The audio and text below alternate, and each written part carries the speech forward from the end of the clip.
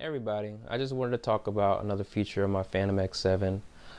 It's called pattern recording, and as you can see here, I'm already in the mixer portion, okay, of my keyboard here, and I'm going to go into the song edit area, and instead of going to the normal spot where you see here and just tracking, the individual tracks from start to finish, I actually went to pattern.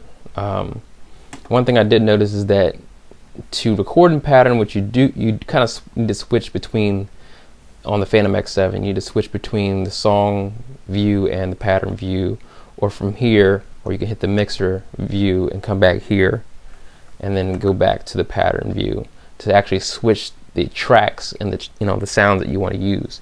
But once you get a hang of doing that, what you can do is you can actually sequence, instead of sequence the whole song, you can sequence patterns. Now, the way I tried doing it this time is basically sequencing parts of the song. I have the intro, IN, okay. I have the first portion of it that's in C, okay. I have part that goes from F to C. I have later on, there's like a bridge portion, okay, at the end of the song. And as you can see, the different parts are all right there. If I was trying to show you this from, by sequencing the whole song on the song view, I would have to search all the different measures and whatnot to find the different pieces. This is all laid out very nicely. And the nice thing also is that anytime I want to edit something that is repeated in a song, if I've done it as a pattern, it's very easy to find. Also, what you could do, what I did here is I took one of the pieces, C, and I did a C to the top, and it's basically a variant. If you notice here, C is very long, and it's like I said, 8 measure pattern, whereas C to the top is it's four measures, and so basically the same things.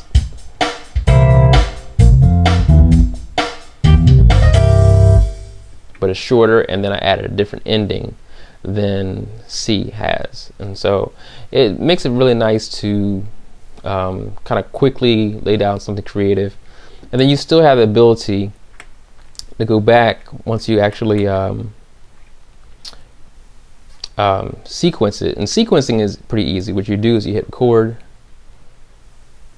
okay.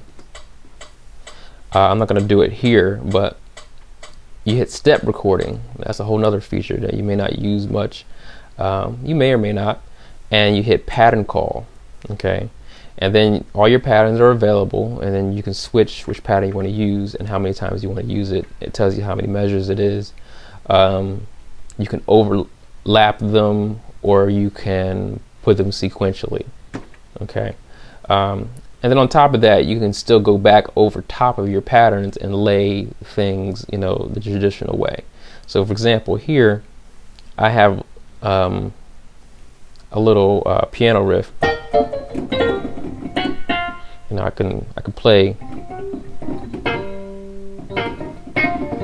stuff like that, and so that's what I kind of did in that little section there. I'm just going to play that for you.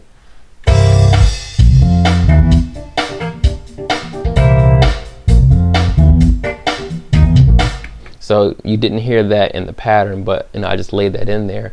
It makes the song sound a little more natural, as opposed to, okay, this is exactly the same thing each time. And so, but it it kind of helps you to separate, this is the key parts of the song, and this is the parts that really gives it some flavor.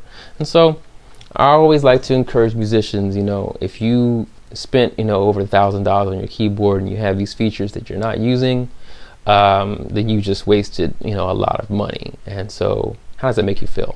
In other words, spend some time when you get a chance, take your board home and do things other than practice sometime. Learn how to sequence, learn how to use these other features, and learn how you can actually use them, you know,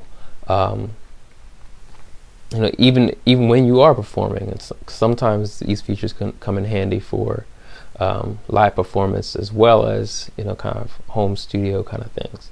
So all right, hope you enjoyed that. I'll talk to you later. Until then, be blessed.